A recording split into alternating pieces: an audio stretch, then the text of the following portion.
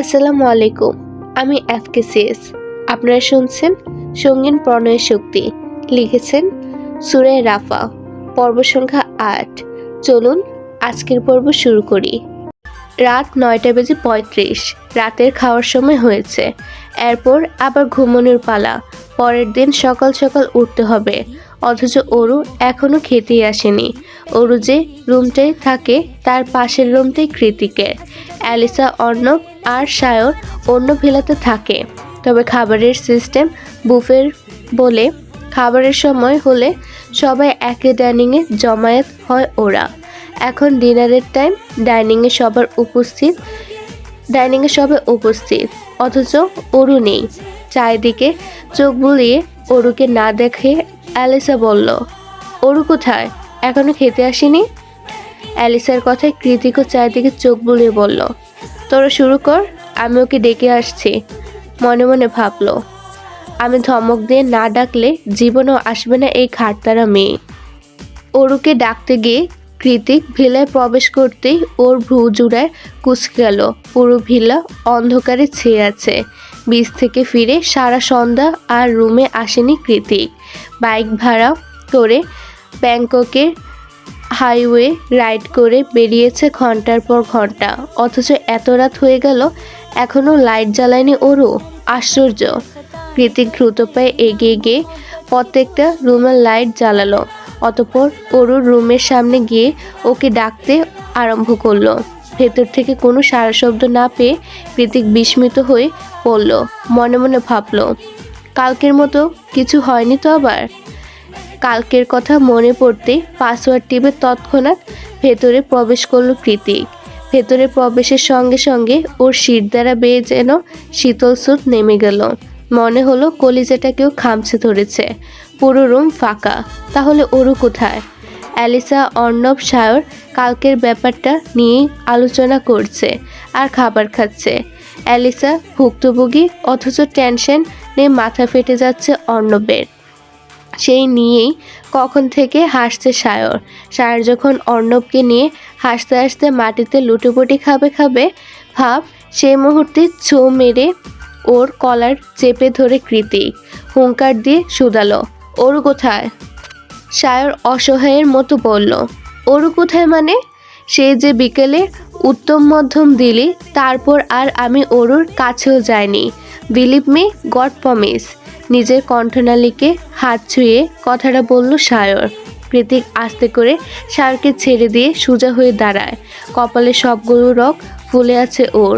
চোয়াল হয়ে আছে ইস্পাতের ন্যায় শক্ত। সেভাবে থেকেই কৃতিক সবার উদ্দেশ্যে বলল, ওরকে তোরা নিয়ে আসিসনি? অ্যালিসা আর অর্ণব চোখাচোখি করে মিনমিনিয়ে বলল, তুই তো আমাদের আগেই চলে এসেছিস। আমরাও আরও ভাবলাম ওরুকে সাথে নিয়ে এসেছিস। ড্যামেট। সশব্দে শক্ত কাঠের ডাইনিংয়ে পাঞ্চ বসিয়ে দিল কৃতিক। অতঃপর চেয়ারে ঝোলানো নিজের হুডিটা ঘামে গায়ে জড়িয়ে সায়রের উদ্দেশ্যে বলল, সায়র, কয়টা বাজে চেক করতো? আমি দ্বীপে যাব। সায়র দ্রুত ঘড়ির দেখে বলে, প্রায় 10টার কাছাকাছি। এ সময় অত দূরের দ্বীপে কোনো শিপই যেতে রাজি হবে না। তাছাড়া দ্বীপের শেষে ফেরি সন্ধ্যা 7টায়। তাহলে ইমার্জেন্সি হেলিকপ্টার বুক কর। সায়র একটু আমতা করে বলল, ইয়ে মানে এত রাতে হেলিকপ্টার বুক করাটা কিছুটা কস্টলি হয়ে যাবে। কৃতিক তৎক্ষণাৎ সায়রের দিকে অগ্নিদৃষ্টি নিক্ষেপ করে বলল, সো হোয়াট, টাকা কি তুই দিবি? তিমির ঢাকা গভীর অরণ্যের পথে হারিয়ে পায়ে কাটা ফুটিয়ে জটলা পাকানো দানবাকৃতির বটগাছের নিচে বসে ফুপিয়ে কাচ্ছে অরু। তখন রাগের তোপে হিতাহিত জ্ঞানশূন্য হয়ে একমনে হাঁটতে হাঁটতে কোথায় এসেছে, কোন রাস্তা দিয়ে এসেছে কিছুই মনে নেই ওর। যখন মস্তিষ্কে নাড়া দিল যে ও গহীন জঙ্গলের মধ্যে চলে এসেছে, তখন ঘোর আধারে চেয়ে গিয়েছে ধরণী। অমাবস্যার রাতে জঙ্গলের মধ্যে এতটাই অন্ধকার যে নিজের হাত পা পর্যন্ত খালি চোখে দেখার জো নেই। অরু যখন বুঝেছে যে ও পথ হারিয়ে ফেলেছে, তখন মতিভ্রম হারিয়ে অন্ধকারের মধ্যে দিক বিদিক ছুটেছে ও, যার ফলে বন বিছুটিতে বেদে জুতো সহ পায়ের বিভিন্ন অংশ ছিঁড়ে রক্তাক্ত হয়ে গিয়েছে পা দুটো। হাঁটতে না পেরে অন্ধকারের মাঝে অসহায়ের মতো গলা ফাটিয়ে দেখেছে সবাইকে, অথচ নীরব বেলাভূমিতে একটা মানুষের আওয়াজও শোনা যায়নি, বরং ওর ডাকের বিপরীতে ভেসে এসেছে রাতজাগা বন্য প্রাণী আর হুতুম পেঁচাদের গা গুলানো ভয়ানক আওয়াজ। এক পর্যায়ে ডাকতে ডাকতে গলার স্বর ভেঙে গিয়েছে ওর। শেষমেশ হাল ছেড়ে দিয়ে শরীর আর মনের জমাট বাঁধা ব্যথা নিয়ে গাছের নিচে বসে পড়েছে ওরও। ফুপিয়ে কেঁদে ভাসাচ্ছে নিস্তব্ধ অরণ্য। কান্নার তোলে তোলে কেঁপে উঠছে ওর ছোট্ট শরীরটা। এভাবেই কিছু সময় অতিবাহিত হয়। ওর এখনো হাঁটুতে মুখ গুজে কাঁদছে। চারিদিকে তাকাতেও কেমন গা ছমছম করছে ওর। সে সময় হঠাৎ শুকনো পাতার মর্মর আওয়াজ পেয়ে মাথা তুলে সামনে চাইল ওরও। চারিদিকে অন্ধকার, সামনে পেছনে কিছুই দেখা যাচ্ছে না, অথচ পায়ের কাছে কোনো কিছুর উপস্থিতি সুস্পষ্ট। কিন্তু কি? ব্যাপারটা বোঝার জন্য নিজের এক পায়ে ছেঁড়া জুতো দূরে ছুঁড়ে মারল ওরও। সঙ্গে সঙ্গে ফনা তুলে হিসিয়ে উঠল জঙ্গলি এক সরীসৃপ।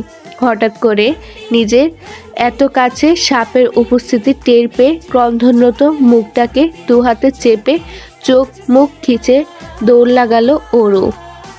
অন্ধকারে দৌড়াতে গিয়ে বনবিচ্ছুতিতে বেঁধে বারবার হুমড়ি খেয়ে পড়ছে ও, তবুও শরীরে সর্বশক্তি প্রয়োগ করে পুনরায় দৌড়াতে লাগলো ওরও।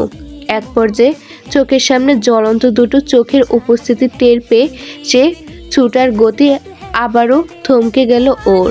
হঠাৎ করে অন্ধকার জঙ্গলে এমন জ্বলন্ত চোখ দেখে ভয় আতঙ্কে জর্জরিত হয়ে গগনকাপী চিৎকার দিয়ে উঠল ওরও। মনে মনে ভাবল, এটা আবার কি? কোনো বাঘ ভাল্লুক নয় তো? এবার আমি কোন পথে যাব? কাল সকাল অবধি আদৌ বেঁচে থাকবো তো? ওই ভয়ঙ্কর চোখ দুটো ধীর পায়ে এগিয়ে আসছে ওর দিকে।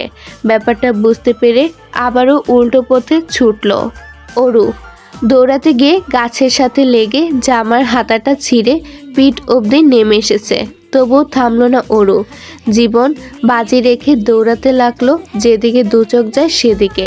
এভাবে ছুটতে ছুটতে মাঝপথে হঠাৎ করে আলোর ঝলকানিতে চোখ ঝাপসা হয়ে এলো ওর। দ্রুত বেগে দুহাত চলে গেল চোখের উপর। তীব্র ঘূর্ণন বাতাসে হাঁটু সমান লম্বা চুলগুলো উড়ে যেতে চাইছে ওর। এত বেশি তীব্র বাতাস আর শব্দের মনে হচ্ছে শুধু চুল নয়, রোগা পাতলা গড়নের ওরও বোধহয় উড়ে যাবে উচ্ছিষ্ট আবর্জনার ন্যায়। কিসের এত বাতাস আর শব্দ? সাগর পাড়ে কি ঘূর্ণিঝড় শুরু হলো কিনা বোধগম্য হলো না অরুর। এতক্ষণ অন্ধকারে থাকা চোখ দুটো হঠাৎ আলোর ঝলকানি যেন এখন পুরোপুরি অন্ধ হয়ে গিয়েছে। তাই বেশ কিছুক্ষণ বাদে একটু রয়েছে চোখ দুটো খুলল ওরু। আর চোখ খোলার মাত্রই মানুষের উপস্থিতি টের পেয়ে যেন ধরে পান চলে এলো ওর। হেলিকপ্টারের নিয়ন আলোতে ওরু দেখলো ওর থেকে বেশ অনেকটা দূরে বিশাল হেলিকপ্টারের নিচে দাঁড়িয়ে আছে লম্বা মতন একজন। পরনে তার কালো হুডি, নিষ্প্রভ চোখ দুটো আহতদের মতো ওরুর দিকে নিস্তব্ধ। তার চারিদিকে ভালোভাবে তাকিয়ে এতক্ষণ ওরুকে খেয়াল করলো ও। দৌড়াতে দৌড়াতে সাগর পাড়ে চলে এসেছে। আর চোখের সামনে যে মানুষটা নিষ্প্রভ চোখে ওর দিকে তাকিয়ে আছে সে আর কেউ নয়, স্বয়ং কৃতিক, ওর সেভিয়র। মানুষটা কৃতিক এটা বোধগম্য হতেই দৌড়ে গিয়ে ওর বুকে ঝাঁপিয়ে পড়ে শব্দ করে কেঁদে উঠল ওরু। ওরু এতটা জোরেই কৃতিকের বুকে ঝাঁপিয়ে পড়েছিল যে কৃতিকের পেশিবহুল শরীরটাও কম্পিত হয়ে ওঠে। কাঁদতে কাঁদতে এক হাতে কৃতিকের হুডি খামছে ধরে অন্য হাত দিয়ে ক্রমাগত ওর বুকে আঘাত করে যাচ্ছে ওরু। বিপরীতে কৃতিক টু শব্দ করছে না, চুপচাপ চোখ বন্ধ করে দাঁড়িয়ে আছে। কারণ এই মুহূর্তে উপরওয়ালার কাছে ওর চেয়ে কৃতজ্ঞ বোধ হয় আর কেউ নেই। বন্ধনরত ওরু এখনও ওকে ইচ্ছে মতো কিল ঘুষি দিয়ে যাচ্ছে। কৃতিক তাতে নজর না দিয়ে আলতো হাত বুলিয়ে দিল অরুর নরম তুলতুলে গালে, যেখানটায় ওর 5 আঙ্গুলের ছাপ এখনো দৃশ্যমান। ইচ্ছে তো করছে আরো গভীরভাবে আদর করে দিতে, কিন্তু তা তো সম্ভব নয়। তাই নিজের হুডি খুলে সেটা দ্বারা অরুর পুরো শরীর ঢেকে দিয়ে ওকে কোলে নিয়ে উঠে পড়ল চলন্ত হেলিকপ্টারে। অরু এখনো কৃতিকের কলার ছাড়েনি, একইভাবে ধরে রেখেছে। ওর বোধহয় বিশ্বাস ছিল কৃতিক ওকে রেখে দ্বীপ ছেড়ে যাবে না, কিছুতেই যাবে না। পাহাড়ের চড়ায় অবস্থিত দুচলা আলিশান ভিলায় গা ডাবিয়ে দেওয়া নরম বিছানাতে এপাশ ওপাশ করেও কিছুতে ঘুমে নামছে না দু চোখের পাতায়। অবাধ্য মনটা ক্রমাগত অন্য কারোর নাম জপে যাচ্ছে বিছানায় গা এলিয়ে দেওয়ার পর থেকেই। রুমের একপাশে স্থির মূর্তির মতো দাঁড়িয়ে থাকা দক্ষিণের জানলাটা হাট করে খোলা, সেটা থেকে পাতলা ফিনফিনে সাফেদ পর্দা ছাপিয়ে হু হু করে বাসন্তিক হিমেল হাওয়া এসে শরীর নাড়িয়ে দিচ্ছে বারংবার, তবুও ঘুমকুমারী দেখা নেই। হুট করে বিছানা ছেড়ে উঠে গিয়ে আকর্ষণীয় স্টাইলিশ চুলগুলো ব্যাকবাস করতে করতে দক্ষিণের জানালার মুখোমুখি হয়ে দাঁড়ালো কৃতিক। কপালে তার গভীর চিন্তার ভাঁজ, ঠোঁটের ভাঁজে সিগারেট ধরিয়ে মুখে বিড়বিড়ানো অস্পষ্ট আওয়াজ। কি করব আমি? দিনে দিনে আমার আনহেলদি অবসেশন পরিণত হচ্ছিস তুই। পাশ ফিরেই তোকে দেখতে পাবো এমন দিনের জন্য আর কয়দিন অপেক্ষা করতে হবে আমায়? তোকে যে আমার চাই চাই। একটুকু বলেই কৃতিক স্বাভাবিক মুখভঙ্গিমা অনেকটাই কঠিন রূপ ধারণ করে। ব্লেডের মতো তীক্ষ্ণ চুয়ালটা শক্ত করে পুনরায় বিড়বিড়ালো সে। যে মুহূর্তে মনটাকে আর মানাতে না পারবো, ঠিক সে মুহূর্তে এসব ফাকিং বয়সের পার্থক্য, সম্পর্কের জটিলতা কিংবা এর চেয়েও আরও বড় কোনো বাধা, সব কিছুকে জাস্ট উপড়ে ফেলে দেব আমি। Mind it Arora Sheikh. সেদিন আমার কাছে কেঁদে কেটেও লাভ হবে না। আমি এতটাও সদয় নই। নিজের জিনিস আমি চেয়ে নয় কেড়ে নেই। এক মনে হাজারো কথা আওড়ে কাবার থেকে শার্ট বের করে সেটাকে টি শার্টের উপর পরে শার্টের হাত দুটো ভাঁজ করতে করতে রুম থেকে বেরিয়ে যায় কৃতিক। গভীর অমাবস্যার রাত, মাথার উপর আজ আর চাঁদের দেখা নেই। ছোট বড় তারকারাজিরও মেঘের আড়ালে লুকিয়ে আছে। চারিদিকে ঘুম ঘুম পরিবেশ বিরাজমান। এই মুহূর্তে সবাই হয়তো থিমলাইট জ্বালিয়ে ঘুমের দেশে পাড়ি জমিয়েছে, কিংবা কেউ কেউ মেতে উঠেছে ভালোবাসার আদান প্রদানের চরম প্রতিযোগিতায়। অথচ অরুর রুমে চকচক করছে ইলেকট্রনিক্স বাষ্পের চোখ ধাঁধানো আলো। শরীরটা ক্লান্তিতে ভার হয়ে আসছে, চোখ জোড়াও ঘুমোতে যাওয়ার জন্য নিষ্পিস করছে সে কখন থেকে, কিন্তু তার উপায় কোথায়? এই অবস্থায় ঘুমাতে গেলে হাত পায়ে কাটা ছেঁড়া জায়গাগুলোতে মলম কে লাগাবে? তাছাড়া জঙ্গলে দৌড়াতে গিয়ে পিঠের কাছেও অনেকটা কেটে গিয়েছে, সেখানটাতেই আপাতত কটন দিয়ে একটু একটু করে অ্যান্টিসেপটিভ লাগাচ্ছে অরু। আর খানিক বাদে বাদে চোখ ঘুরিয়ে জানলা গলিয়ে নিশুতি আধার রাতের হাতড়ে বেড়ানো জোনাকি পোকা পরখ করছে, যাতে কাজ করতে করতে ঘুম না পেয়ে যায়। আবার অরু যখন নিজেকে নিজে সারিয়ে তোলার কাজে প্রচণ্ড মনোযোগী, ঠিক তখনই কোনোরূপ নক না করেই পাসওয়ার্ড টিপে ওর রুমের ভেতর প্রবেশ করে কৃতিক। এত রাতে আচমকা কারোর উপস্থিতি টের পেয়ে অসাবধানতায় লাফিয়ে উঠে অরু। মাথা তুলে কৃতিককে দেখতে পেয়ে ব্যস্ত ভঙ্গিতে দ্রুত নিজের কাঁধ থেকে জামাটা তুলে ফেলে মিনমিনিয়ে বলে, মেয়ে মানুষের রুমে নক করে ঢুকতে হয়, সেটাও জানেন না? ম্যানারলেস লোক কোথাকার। তোর রুমে আবার আমাকে অনুমতি নিয়ে ঢুকতে হবে? পিচ্চি মেয়ে একটা, দেখি কোথায় লেগেছে। কথা বলতে বলতেই অরুর কাছে এগিয়ে যায় কৃতিক, হাত বাড়িয়ে দেয় অরুর ঘাড়ের কাছে। অরু দ্বিধাগ্রস্ত হয়ে নিজের জামাটা চেপে ধরে বলল, আপনার চেয়ে ছোট হতে পারি, তবে বয়সের দিক দিয়ে আমি অতটাও ছোট নই।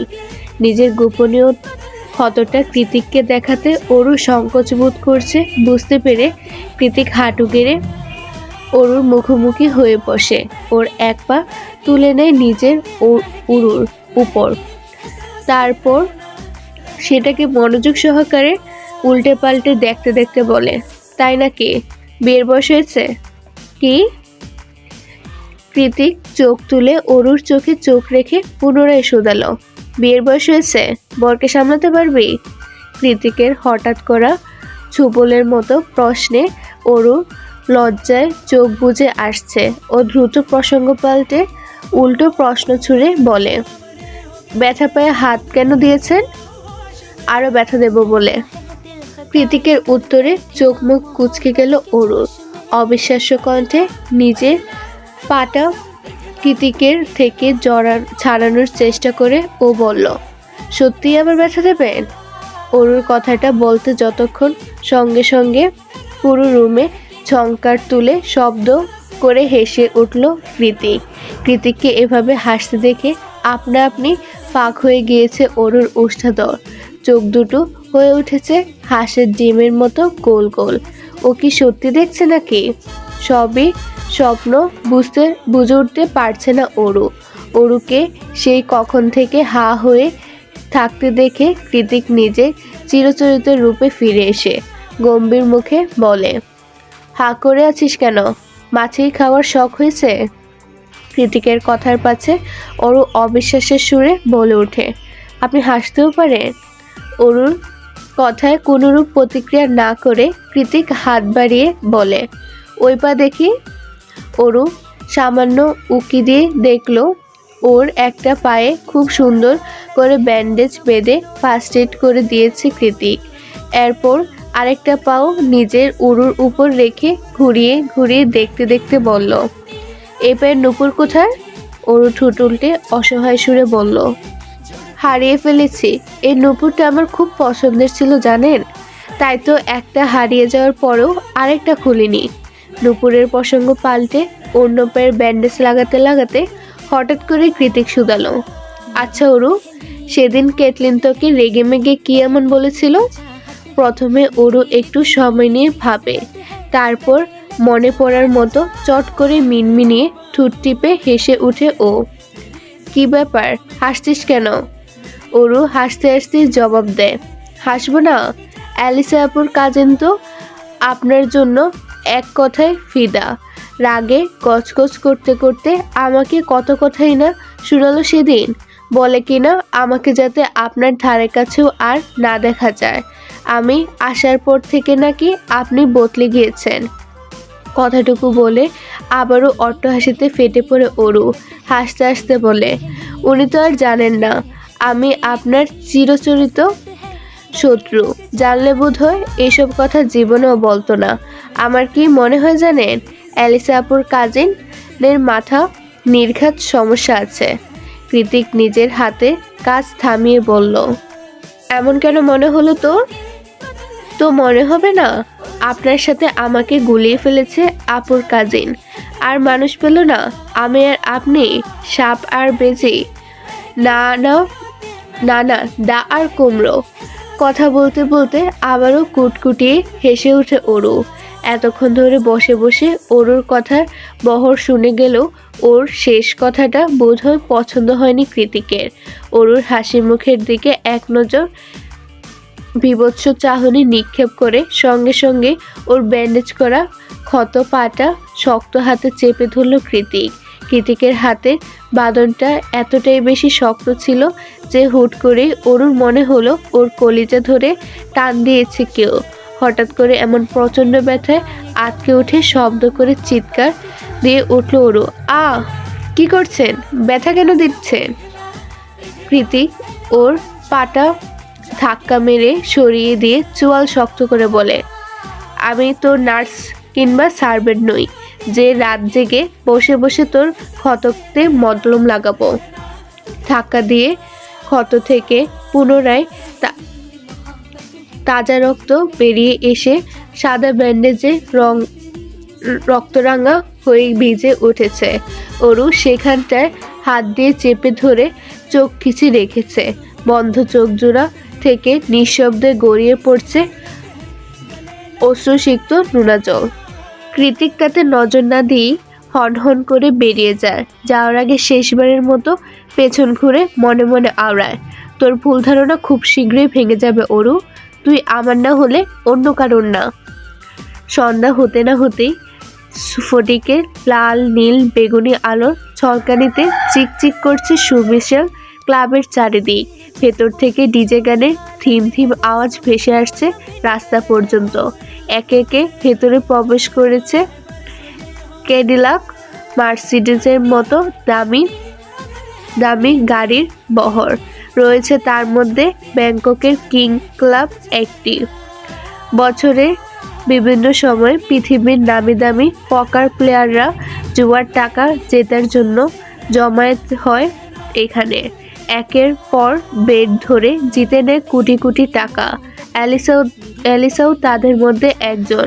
সবার প্রিয় নাম্বার 13, এই নামেই সবাই ওকে চেনে। সবার ভালো মতোই জানা যে ক্লাবে ওকে নিতে পারবে তারাই তরতর করে সবচেয়ে ধনী ক্যাসিনো ক্লাবে পরিণত হবে। কিন্তু অ্যালিসা তো আর এইসবে জড়াবে না।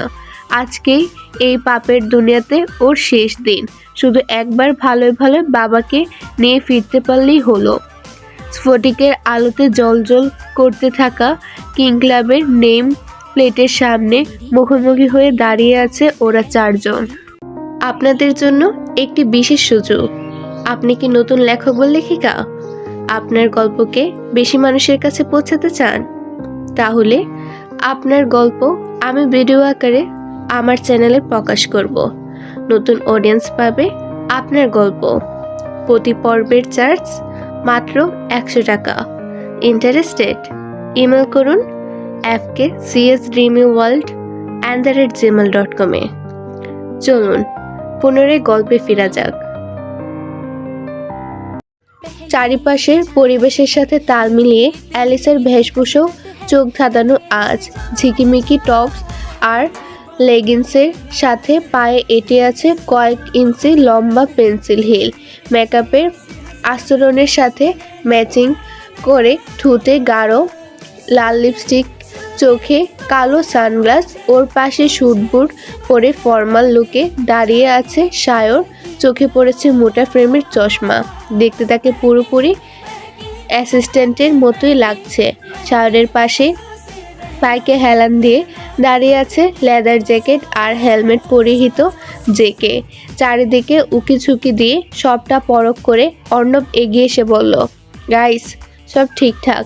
অ্যালিসা, তুই সায়রকে নিয়ে ফ্রন্ট গেট দিয়ে ভেতরে প্রবেশ কর। আমি বেসমেন্টে ঢোকার সাথে সাথেই কাজ শুরু করব। মনে রাখিস হাতে মাত্র 10 মিনিট সময়। আই রিপিট, মাত্র 10 মিনিট। এরপর আর এতগুলো সার্ভার একসাথে নিজের কান তুলে রাখতে পারবো না আমি। আর জেকে, তুই এখানে ওয়েট কর। অ্যালিসা ওর বাপকে নিয়ে বের হওয়ার সাথে সাথে তুই অ্যালিসাকে নিয়ে চলে যাবি। ওর বাপকে আমরা ম্যানেজ করব। কথাটুকু শেষ করে সবার কানে একটা করে ব্লুটুথ লাগিয়ে দিল অর্ণব। নাও গো। 10 মিনিট প্রায় শেষ হতে চলল। কৃতিক সূক্ষ্ম নজরে কাচের দেওয়ালে বেষ্টিত ক্লাবের দিকে তাকিয়ে আছে। এতদূর থেকে ভেতরের কোনো কিছুই টাহর করার উপায় নেই। শুধু বোঝা যাচ্ছে এতক্ষণ ধরে জ্বলতে নিভতে থাকা ঝিকিমিকি আলোর বহর হুট করেই পুরোপুরি নিভে গিয়েছে। ভেতরে মিউজিক আলো দুটোই নিভে যাওয়ার দরুন কৃতিক সচকিত হয়ে ব্লুটুথে মনোযোগ দিল। কিন্তু না, ওপাশ থেকে কোনো আওয়াজ নেই। তৎক্ষণাৎ কোথা থেকে যেন দৌড়ে এলো অর্ণব। আশেপাশে এক নজর চোখ বুলিয়ে উদ্বিগ্ন হয়ে শুধালো, 10 মিনিট শেষ হতে চলল, ওরা কোথায়? কৃতিক ঠোঁট কামড়ে বলল, ঠিক বুঝতে পারছি না। কোনো বড় বিপদ হওয়ার আগে আমাদের ভেতরে যাওয়া দরকার। সায়র যা ভিতর ডিম, ওকে ভরসা নেই। কৃতিকের কথায় সায় জানিয়ে অর্ণব তৎক্ষণাৎ ক্লাবের দিকে হাঁটা দেয়। পেছন থেকে কৃতিক আবারও ডেকে ওঠে, ওকে। কৃতিকের ডাকে সাড়া দিতে অর্ণব ঘাড় ঘুরিয়ে পেছনে চাইলে ওর দিকে একটা রিভলভার ছুড়ে দিয়ে কৃতিক বলল, ক্যাচ ইট। অর্ণব রিভলভারটা ক্যাচ করে হাতে নিয়ে উল্টে পাল্টে বিস্ময়ে হতবাক হয়ে কৃতিকের চোখের দিকে চাইল। নিজের কোমরে আরো একটা রিভলভার গুজতে গুজতে হালকা চোখ টিপ দিয়ে কৃতিক বলে, for safety purpose. After all ভেতরে সবার কাছে এটা আছে।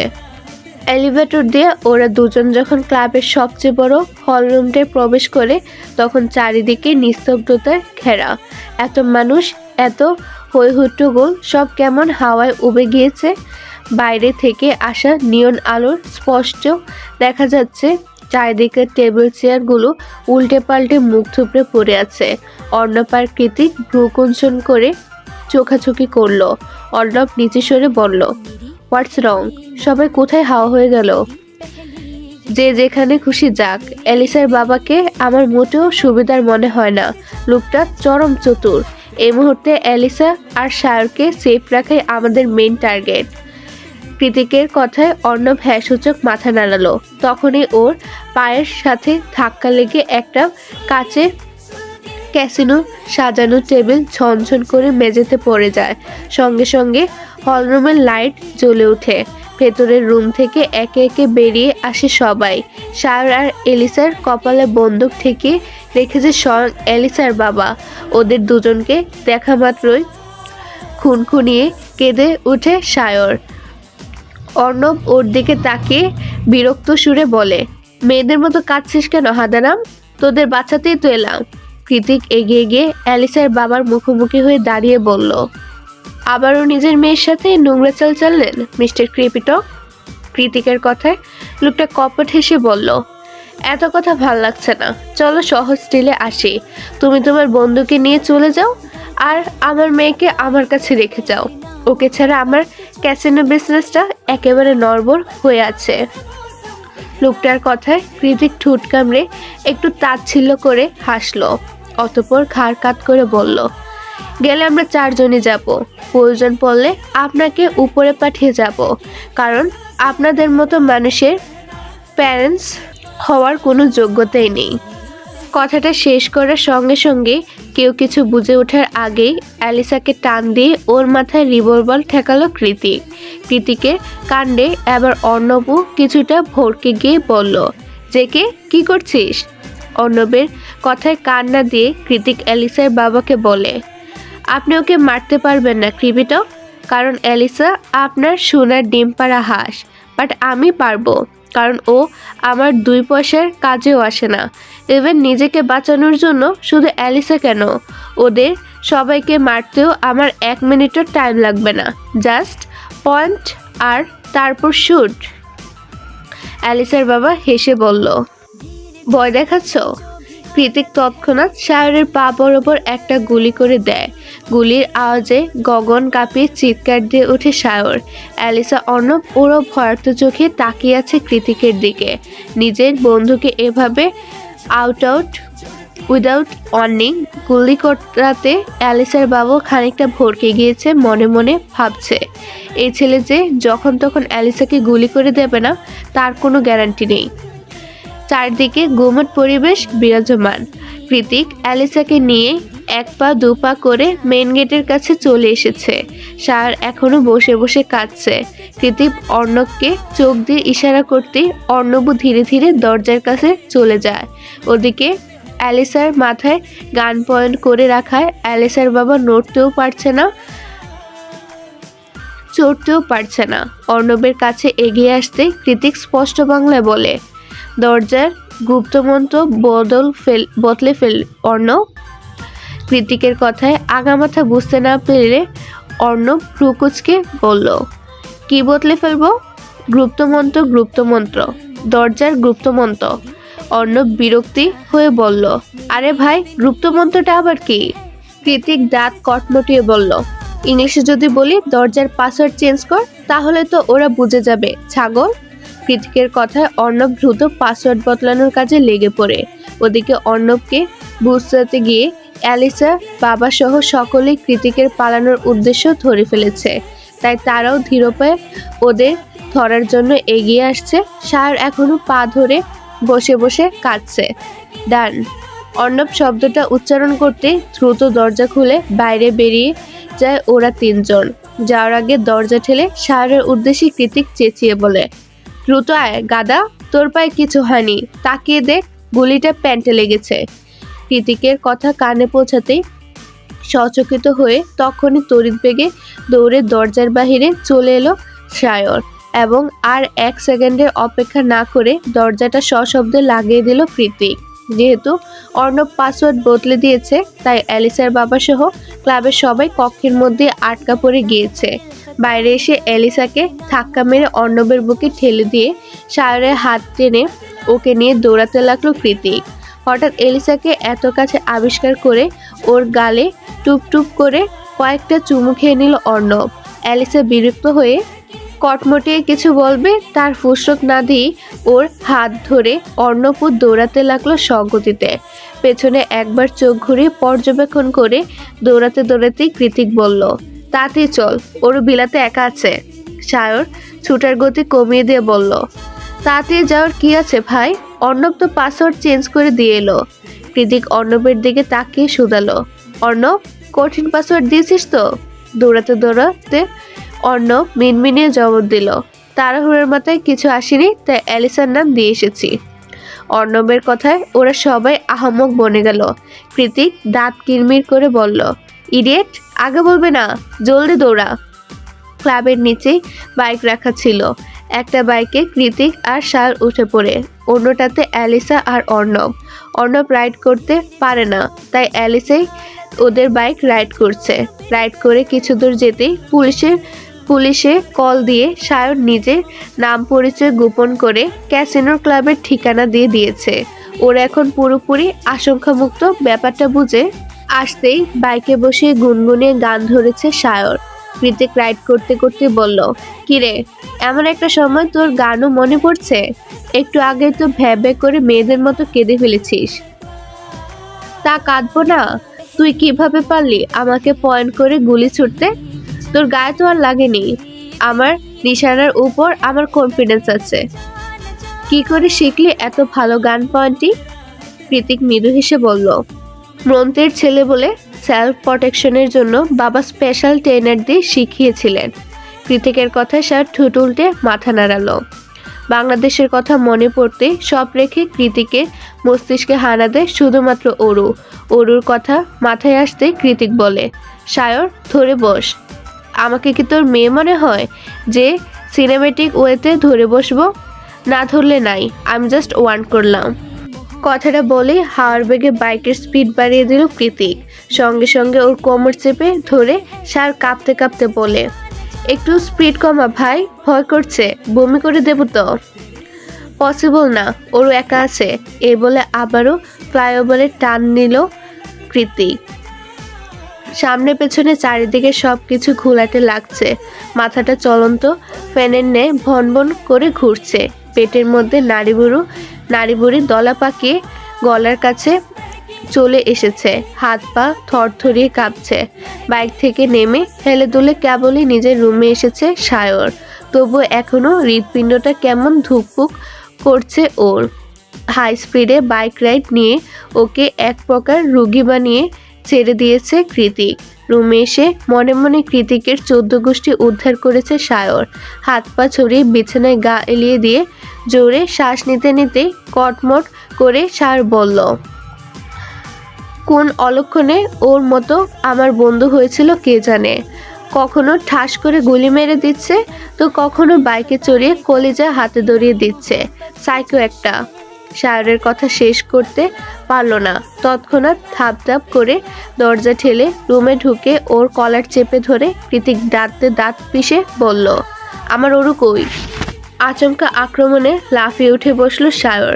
কাঁদো কাঁদো কণ্ঠে বলল, তোর সমস্যা কি যে কে? ওরু হারিয়ে গেলে তুই সবসময় আমার কাছে তেড়ে আসিস কেন ভাই? আমি কি তোর অরুকে পকেটে লুকিয়ে রাখি? তারপর নিজের পকেটে কৃতিকের চোখের সামনে ধরে বলল, দেখ এই দেখ, কোথায় তোর অরু? নেই। সায়রের ফাজলামো গায়ে না মেখে কৃতিক পুনরায় শোধালো, দেখছিস কিনা সেটা বল। কৃতিকের অগ্নিমূর্তি লক্ষ্য করে শুষ্ক ঢুক গেলে এদিক ওদিক মাথা নাড়ালো সায়র। কৃতিক সায়রকে ছেড়ে অ্যালিসা আর অর্ণবের দরজায় এগিয়ে শব্দে কড়া নাড়ালো। ওরা এইমাত্র রুমে প্রবেশ করেছিল। কৃতিকের ডাকে দ্রুত বেরিয়ে এসে অ্যালিসা শুধালো, কি হয়েছে জেকে? অ্যালিসার মুখটা মলিন। নিজের বাবার বিপদের কথা চিন্তা করতে গিয়ে দ্বিতীয়বার ঠকেছে মেয়েটা। বাবার হাতেই মরতে মরতে কোনো মনে বেঁচে ফিরেছে আজ। তাই নিজের রাগ ঢাকার ভেতরে পুরো শান্ত স্বরে কৃতিক বলল, ওরকে দেখেছিস এলিসা?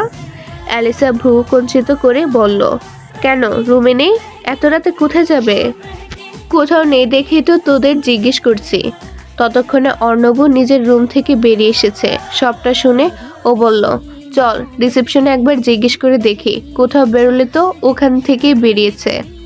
অর্ণবের কথা যুক্তিসঙ্গত মনে করে হ্যাঁ সূচক মাথা নাড়িয়ে সেদিকে এগিয়ে গেল কৃতিক। ওরা চারজন রিসেপশনে এসে জানতে পারে খানিকক্ষণ আগে বেরিয়েছে অরু। কোথায় বেরিয়েছে সেটা তারা জানে না। রিসেপশনিস্টের কথা মাথায় রক্ত চড়ে গিয়েছে কৃতিকের। মনে মনে ঠিক করে নিয়েছে আজ অরুকে পেলে ওর হাতে মার খেতে খেতে অরুর খবর আছে। অর্ণব স্যার এগিয়ে এসে বলল, এখন কি করবি? কৃতিক চোয়াল শক্ত করে বলল, ইডিয়েট একটা, আমাকে চিন্তায় না রাখলে শান্তি হয় না মেয়েটার। আজ খুঁজে পেলে খবর আছে ওর।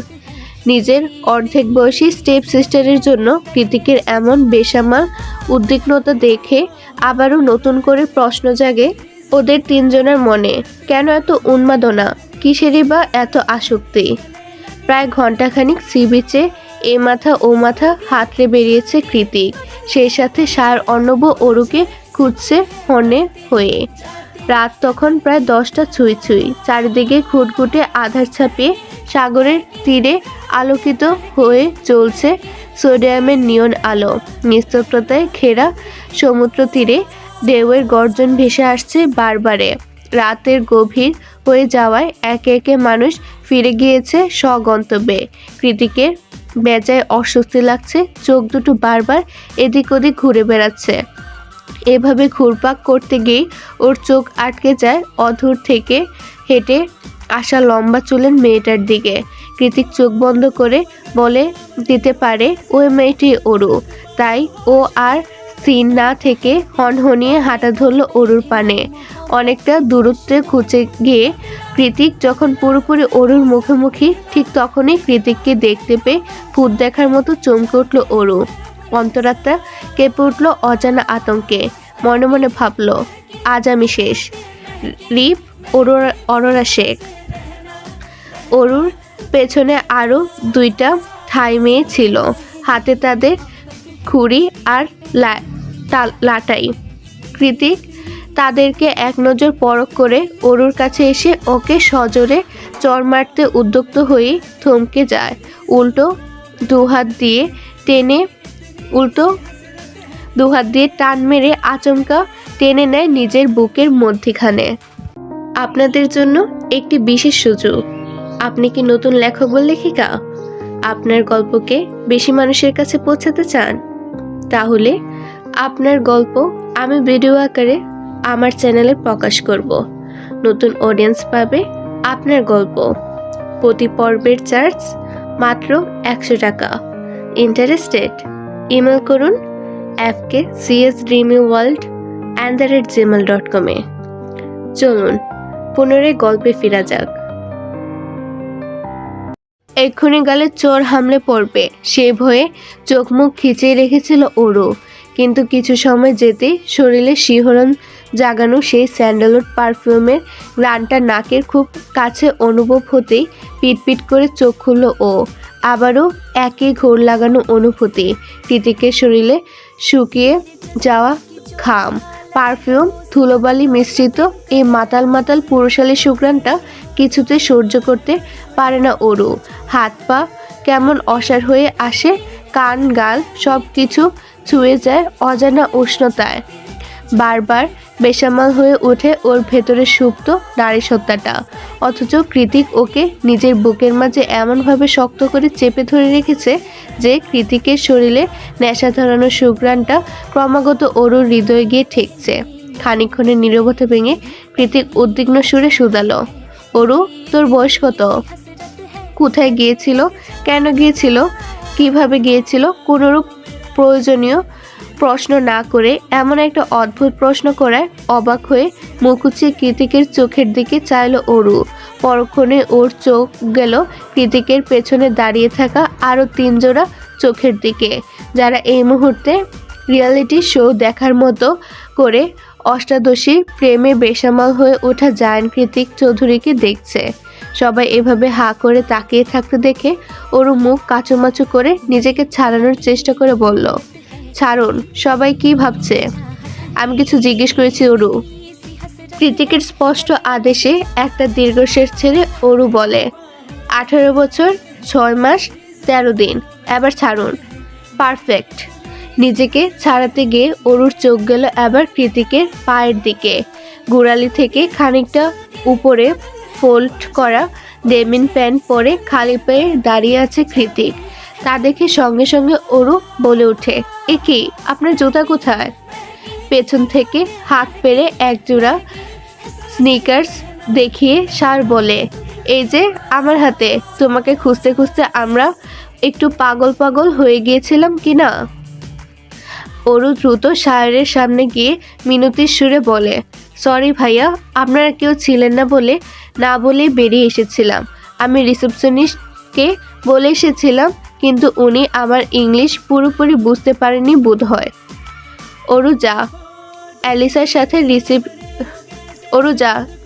সাথে রিসোর্টে গিয়ে ঘুমিয়ে পড়। এমনিতেই মাঝরাতে সবাইকে চিন্তাগ্রস্ত করে ছেড়েছে, তাই কৃতিকের করা আদেশে আর নাকচ করতে পারেনি অরু। চুপচাপ চলে গিয়েছে অ্যালিসার হাত ধরে। ওদিকে সায়র, অর্ণব আর কৃতিক বসে পড়েছে উত্তাল ঢেউয়ের মুখোমুখি হয়ে। আজ বোধহয় ওরা আর ঘুমাবে না।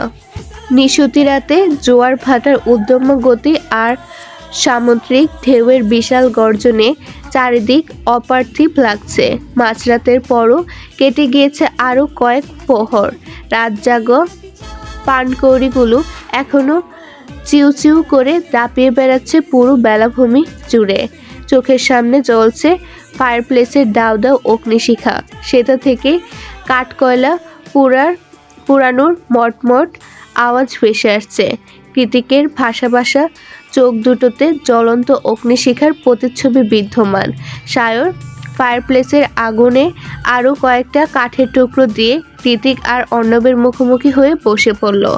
অতঃপর নিজের মনে হাজারো কৌতূহল মেটাতে সবার সায়র যখন কৃতিককে কিছু প্রশ্ন করতে যাবে, ঠিক তখনই অর্ণব ওকে হাতের ইশারায় থামিয়ে দিয়ে বোঝায়, আমি জিজ্ঞেস করছি। কৃতিক তখনও আপন মনে জ্বলন্ত অগ্নিশিখার হেলদোল পরখ করায় ব্যস্ত। অর্ণব ওকে ডেকে বলে, সবাইকে রেখে অরুর প্রতি এত অবসেসড কেন তুই? কৃতিক নিষ্প্রভ চোখে জবাব দেয়, আই ডোন্ট নো। অর্ণব একটা দীর্ঘশ্বাস ছেড়ে বলল, আচ্ছা, কবে থেকে এসব শুরু হয়েছে সেটা তো বল। তাছাড়া ওর জন্য যদি তোর এতটাই টান, তাহলে বাংলাদেশে যাস না কেন তুই? কৃতিক একটু উপহাস করে হেসে বলল, কে বলেছে ওর জন্য আমার টান? ও আমার আসক্তি। মানুষ জানে নেশা খারাপ জিনিস, তবুও নেশাগ্রস্তরা নেশা ছাড়তে পারে না। ওরও আমার কাছে নেশার মতোই। আমি জানি ওর আমার সম্পর্কে আগুন পানি সম জটিলতা, তবুও ওকে আমার চাই, অ্যাট এনি কস্ট। সায়র পাশ থেকে বলে ওঠে, তাহলে তো তুই অরুর প্রেমে পড়েছিস। কৃতিক কপট হেসে জবাব দেয়, 11 বছরের বাচ্চা মেয়ের প্রেমে কে পড়ে ভাই? তবে হ্যাঁ, আই এম শিওর আমি বাংলাদেশে থাকলে এতদিনে অরু আমার বাচ্চার মা হয়ে যেত। ওই জন্যই তো দেশে যেতাম না, কারণ ওর কাছে গেলে নিজেকে সামলানো উত্তাল সাগরের পালা তুলার ডিঙ্গি নৌকার সামলানোর মতোই মুশকিল। সায়র আর অর্ণব হতভম্ব হয়ে কৃতিকের পানি চেয়ে আছে। দুজনের মনেই একই প্রশ্ন, কি বলছে এই ছেলেটা? ওদের চোখে হাজারো কৌতূহলের ছড়াছড়ি দেখে কৃতিক ভাবতে থাকে ঠিক কবে নাগাদ শুরু হয়েছিল সব কিছু। তারপর খানিকক্ষণের নীরবতা ভেঙে বলতে শুরু করে, অরু যখন প্রথম কৃতিককুঞ্জে আছে তখন আমি সবে সবে কলেজ পাস দিয়ে ভার্সিটিতে উঠেছি মাত্র। তখন আমার কাছে জীবন মানে অভিজাত্য, কর্তৃত্ব পাওয়ার এসবই। কারণ ছোটবেলা থেকে আমাকে এটাই শেখানো হয়েছে, যোগ্য উত্তরাধিকারী হতে গেলে পূর্বপুরুষদের পথ অনুসরণ করো। আমিও তাই করেছি। ছোটবেলা থেকে ন্যানি, ট্রেনার, মাস্টার এদের কাছে লালিত পালিত হতে হতে আমি ভুলে গিয়েছিলাম পরিবার বলে কিছু হয়। তারপর যখন একটু ম্যাচিওর হই তখন প্রতিপত্তি আর ক্ষমতার জোরে আশেপাশে সবাইকে নিজেই কন্ট্রোল করতে শুরু করি। আমার হাতের ইশারাতে সবাই যখন পুতুলের মতো নাচতো তাতে আমার অত্যন্ত পৈশাচিক আনন্দ হতো। তখন থেকে ডমিনেটিং স্বভাবটা ভেতরে ঢুকে গিয়েছে, যা এখনো বদলাতে পারিনি আমি। কলেজে ওঠার পর পারিবারিক সূত্রেই আমার রাজনৈতিকে হাতেখড়ি হয়। প্রথম বাবা বিভিন্ন রাজনৈতিক অনুষ্ঠান, সভা সমাবেশ নিয়ে গেলেও পরক্ষণে বাবার হয়ে আমারই যেতে হতো। এক পর্যায়ে বাবা নয়, স্বয়ং আমার জন্যই আমাকে যেতে হতো। ততদিনে প্রফেসর হওয়া, বিজনেস সামলানো কিংবা আমার শখের রাইডিং সব কিছুই ছিল দিবা স্বপ্ন মাত্র। কারণ আমার ধ্যান জ্ঞান সব কিছু তখন রাজনীতিতে নিবদ্ধ। তখন মনে হতো নিজে প্রাইভেট ভার্সিটিতে পড়েও ক্ষমতার জোরে পাবলিক ভার্সিটিতে লিড দেওয়ার মতো পৈশাচিক তৃপ্তি আর কিছুতে নেই। বাইরের জগতে এত সুনাম, এত জনপ্রিয়তা, এত স্বজনপ্রীতি লোকদের ভিড়ও দিন শেষে আমি ছিলাম নিঃসঙ্গ। যার উদরে আমার জন্ম হয়েছিল সে খুব ছোট্টবেলায় আমাকে ফেলে নিজের আত্মতৃপ্তির উদ্দেশ্যে নিজ দেশে পাড়ি জমিয়েছিল। সেই বিদেশিনী মাকে বরাবরই ঘৃণা করে এসেছি আমি, তার সাথে মায়ের জাতিটাকেও। কেন যেন আত্মিক টান কখনোই ছুঁতে পারেনি আমাকে। হয়তো ছোট থেকে মায়ের মমতাহীন বেড়ে ওঠা সেজন্য। এইভাবে হাজারো মানুষের বেষ্টনে একাকী বিষণ্ণ জীবনটা ভালোই যাচ্ছিল। অনায়াসে দিন পার করে দেওয়ার মতো অনেক ব্যস্ততাই ছিল তখন আমার কাঁধে। কখন বাড়িতে ফিরতাম, কখন বেরিয়ে যেতাম কেউ তার হদিশ জানতো না। বলতে গেলে আমাদের পরিবারটা দিনকে দিন রাজনীতির প্রাঙ্গণে পরিণত হচ্ছিল। একই বাড়িতে থাকা সত্ত্বেও কেউ কারোর খোঁজ নিতাম না আমরা। এক পর্যায়ে পরিবারের এরূপ ভাঙন লক্ষণ করে দাদা সাহেব মৃত্যুশয্যায় এসে বাবাকে আবারও বিয়ে করতে বলেন। দাদার কথা রাখতে বাবা সেই বয়সে পুনরায় বিবাহ বন্ধনে আবদ্ধ হন। ঠিক তখনই আমার সৎ মায়ের সাথে পরিবারের আগমন ঘটে আরও 2 সদস্যের, অরু আর অনু। ওদের বাবার সম্বন্ধে আমার কিছুই জানা নেই, জানা থাকার কথাও না। কারণ বাবার বিয়ে নিয়ে আমার কোনোরূপ মতামত ছিল না। আমার এসবে কিছুই আসে যেত না। আর কিভাবে যায় আসবে। পরিবার কি জিনিস সে তো আমি জানিই না। ওরা ওদের মতো দিন কাটাতো, পড়াশোনা করতো, আর আমি আমার মতো। ওই সময় অরুর দিকে ঠিক করে কখনো তাকিয়েছিলাম কিনা সেটাই বলা মুশকিল। যদিও বা কখনো সামনে পেয়েছি, ধরে ঠাস ঠাস করে থাপ্পড় মেরেছি। তবুও আমার রুমে সারাক্ষণ উপযোগী থিত মেয়েটা। সুযোগ পেলেই রুমে এসে এটা ওটা ধরতো। মাঝে মধ্যে তো বিরক্ত হয়ে খুব মারতাম। কৃতিকের কথার মাঝে হুট করে সার ফোড়ন কেটে বলে, তুই কি রে, এখন যার জন্য দেওয়ানা হয়ে ছটফট করিস তখন তাকে এভাবে মারতিস? কৃতিক মৃদু হেসে বলে, আই উইশ ওরও আগের মতো এখনো আমার রুমে উকিঝুঁকি দিত, আর তুই ওকে ঠাস ঠুস করে মারতিস। অর্ণব সারকে থামিয়ে দিয়ে বলল, আহা থাম তো তুই জেকে। তারপর কি হয়েছিল? কৃতিক পুনরায় বলতে শুরু করে, অরুর মা সুদক্ষ এবং স্মার্ট মহিলা ছিল, যার জন্য বাবার সাথে ব্যবসায়িক কাজে বিভিন্ন জায়গায় যেতেন তিনি। বলতে গেলে বাবাকে সাহায্য করার জন্যই। তবে আমার সাথে তার খুব একটা স্বাভাবিক সম্পর্ক ছিল না, যার দরুন সপ্তাহে একবারও আমাদের মুখ দেখা দেখি হতো না। যদি হতো সেটাও অরুর জন্য। অরুকে মানলে সেটা নিয়ে নালিশ যেত বাবার কাছে। বিপরীতে বাবার থেকে পেতাম হাজারটা তিরস্কার আর ভৎসনা। এসবের কারণে মনে মনে জিদ হতো অরুর প্রতি। জিদের বশে দ্বিতীয়বার আমার রুমে এলে আরও বেশি করে মেরে দিতাম ওকে। এরকম যেতে যেতে বছরখানিক চলে যায়। তারপর একদিন একটুকু বলে থেমে যায় কৃতিক। সার অর্ণব দুজনেই উৎকণ্ঠা নিয়ে শুধালো, তারপর একদিন? এবার কৃতিক নিজেই ভাবতে থাকে সে রাতের কথা। পূর্ণিমার রাত, আকাশে রূপের থালার মতো মস্ত বড় চাঁদ উঠেছে। চারিদিকে নিয়ন আলো ভেসে যাচ্ছে চারিপাশ।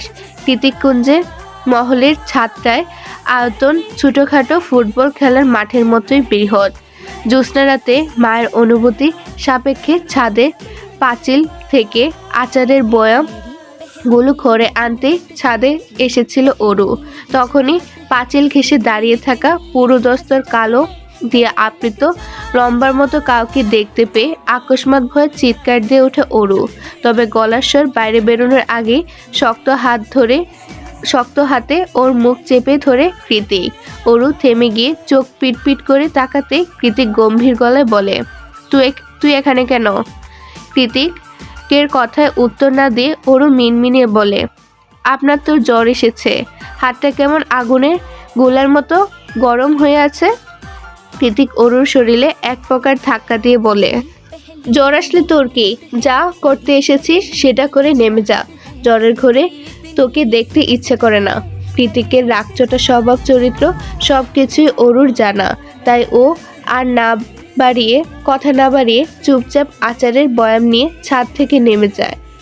মাঝরাত, কারেন্ট থাকা সত্ত্বেও রুমের চারিদিকে ঘুটঘুটে অন্ধকার। জ্বরের ঘরে অন্ধকার রুমে শুয়ে থরথর করে কাঁপছে কৃতিক। সন্ধ্যা রাতে দুইটা প্যারাসিটামল খেয়েও কাজ হয়নি, উল্টো হাড় কাঁপানি দ্বিগুণ তালে জ্বর উঠছে। পার্টির লোকেদের থেকে বারবার কল আসতেছে, মোবাইলটাও বন্ধ করে রেখেছে ও। অনেক বেশি জ্বরের তোপে অন্ধকার রুমের মাঝেই জোনাকি পোকা দেখছিল কৃতিক। ঠিক তখনই গভীর তিমির হটিয়ে একটা মোমবাতি সমেত রুমে প্রবেশ করে কিশোরী অরু। পরনে তার কালো রঙের কামিজ, মাথায় আটটানা ঘোমটা। কৃতিক তখনও জ্বরের তোপে বারবার দীর্ঘশ্বাস ফেলছিল। অরু মুমটা নিয়ে রুমের মাঝে এগিয়ে এসে নিচ থেকে বলল, বিদ্যুৎ চলে গিয়েছে, জেনারেটরও নষ্ট হয়ে পড়ে আছে। আপনার তো জ্বর, তাই ভাবলাম মোমবাতি নিয়ে আসি। মোমবাতির প্রয়োজন নেই, আমি অন্ধকার ভালোবাসি, তুই যা তো। কৃতিকের এহেন ধমকেও অরু যায় না, চুপচাপ দাঁড়িয়ে থাকে ওর পাশ ঘেঁষে। অরুকে অনেকক্ষণ যাবৎ দাঁড়িয়ে থাকতে দেখে কৃতিক হাসকিশোরে নাক টেনে বলে, কি হলো, যাচ্ছিস না যে? আবারও মার খাওয়ার শখ জেগেছে? শখ জেগে থাকলে কাছে আয়, থাপ্পড় দিচ্ছি। অরু মুখ কাচুমাচু করে বলে, মা আঙ্কেলের সাথে শহরের বাইরে গিয়েছে। মামি অসুখে শুনে সকাল সকাল আপাও নানা বাড়ি গিয়েছে, বলেছিল বিকেলের মধ্যে ফিরবে, কিন্তু ফেরেনি। এখন আবার কারেন্টও নেই। আমার অন্ধকারে ভয় করছে ভাইয়া, এখানে একটু দাঁড়িয়ে থাকি, কারেন্ট এলেই চলে যাব। অরুর আকুতি ভরা টলটলে চোখের দিকে এক পলক তাকিয়ে নিজেই একটু সরে গিয়ে অরুর জন্য বিছানাতে জায়গা করে দিল কৃতিক। অরু টু শব্দ না করে ভয়ে ভয়ে সেখানটায় গিয়ে বসে পড়ে। কৃতিক চোখ দুটো বন্ধ রেখে অরুর উদ্দেশ্যে বলে, ভালো করে বস, মারবো না। অরু এবার ভালোভাবেই বসে, হাতে থাকা জলপট্টিটা কৃতিকের কপালে রেখে দেখে নেয়। কৃতিক ভ্রুকুটি করে চোখ উল্টে সেটার দিকে তাকিয়ে বলে, এটা কি দিয়েছিস? অরু জানায়, জ্বর হলে মা আমাদের মাথায় এটা দিয়ে রাখে, এতে অনেকটা আরাম লাগে। আপনি অন্ধকারে জোরে জোরে নিঃশ্বাস নিচ্ছিলেন, মনে হলো আপনার এটা প্রয়োজন, তাই নিয়ে এসেছি। অরুর কথা শুনে কৃতিক ওর মুখের পানে চাইল। গত 1.5 বছরে আজই বোধহয় প্রথম ঠিকভাবে অরুর মুখের দিকে চাইল কৃতিক। সদ্য কিশোরীতে রূপ নেওয়া কচি একটা চেহারা, টিমটিমিয়ে জ্বলতে থাকা মোমের হলদে আলোর ওর চেহারাটা অপসরীর মতোই সুন্দর লাগছে তীব্র জ্বরের ঘরে থাকা কৃতিকের নেশালো চোখ দুটোতে। হুট করে কেন যেন মনে হচ্ছে অরুর মতো মায়াবী মুখ পৃথিবীতে আর দুটো নেই। কৃতিককে চুপচাপ তাকিয়ে থাকতে দেখে অরু ঠোঁট কামড়ে একটু এগিয়ে এসে জলপট্টিটা আবারও উল্টে দিল। আমার জন্য কেন করছিস এসব? কৃতিকের অজ্ঞাত প্রশ্নের উত্তর নেই অরুর কাছে। কি বা বলবে ও? দেখছে মানুষটা জ্বরে পড়ে যাচ্ছে, অথচ কাউকে মুখ ফুটে বলছে না অবধি, একা একে কষ্ট সহ্য করছে। তাই তো হাতে করে জলপট্টি নিয়ে আসা। কি হলো, কিছু বল। ওরও আস্তে করে জবাব দেয়, আপনার জন্য কষ্ট হচ্ছিল তাই। কৃতিকের মতো পরিবারচ্যুত বেপরোয়া বেখেয়ালি মায়ার বাদনহীন ছেলের কাছে ওরুর অযাচিত মনে মুখ ফসকে বলা এই বাক্যটা ছিল আকাশসম আন্তরিকতা। অরুর কথায় অধিক তাপমাত্রায় দাউ দাউ করে জ্বলতে থাকা হৃদয়টা হঠাৎ করে কেমন শীতল হয়ে গেল। উল্টে হৃদস্পন্দন বেড়ে গেল দ্বিগুণ তালে। হুট করেই মনে হতে লাগলো অরু ওর আপন, খুব আপন। অরুর দিকে তাকিয়ে হিজিবিজি ভাবতে ভাবতে কখন যে বিদ্যুৎ চলে এসেছে টের পায়নি কৃতিক। টের পাওয়ার কথাও নয়, কারণ এই রুমে কখনো আলো জ্বলছে না। বাইরে থেকে মৃদু আলো জ্বলতে দেখে অরু বলে, বিদ্যুৎ চলে এসেছে, এবার আমি যাই। কৃতিক অরুর হাত টেনে ধরে ঘোর আপত্তি জানিয়ে বলে, কোথাও যাবে না তুই, এখানে বসে থাক আমার সামনে। কেন? কৃতিক হাসকিশোরে জবাব দেয়, তোকে দেখবো তাই। কৃতিকে শক্ত করে অরুর হাত ধরে রেখেছে। উপায়ন্ত না পেয়ে অরু সেখানেই বসে থাকে সারা রাত। এক পর্যায়ে ঝিমুতে ঝিমুতে কখন যে কৃতিকের বুকের উপরে ঘুমিয়ে পড়েছে সেটা অরুর অজানাই রয়ে যায়। অথচ কৃতিকের চোখে এক ফোঁটাও ঘুম নেই। ও সারা রাত জেগে ঘোর লাগা চোখে অরুকে দেখছে। সময়ের সাথে সাথে মোমের আলো ফুরিয়ে গিয়েছে, তবুও দেখছে। শেষমেশ অরু যখন কৃতিকের বুকে ঘুমিয়ে পড়ে তখন দ্বিতীয়বারের মতো আবারও হৃদস্পন্দনের গতি হারায় কৃতিকের। ও চোখ দুটো বন্ধ করে হিসিয়ে বলে, তুই আমার অরু, খুব তাড়াতাড়ি বড় হয়ে যা, তোকে আমি দেখব, সারা জীবন ধরে দেখব। আজকের পর্ব এখানেই শেষ। পরবর্তী অংশে কি হবে সেটা জানতে হলে অপেক্ষা করুন পরের পর্বের জন্য। ভিডিওটি দেখার জন্য ধন্যবাদ। আল্লাহ হাফেজ।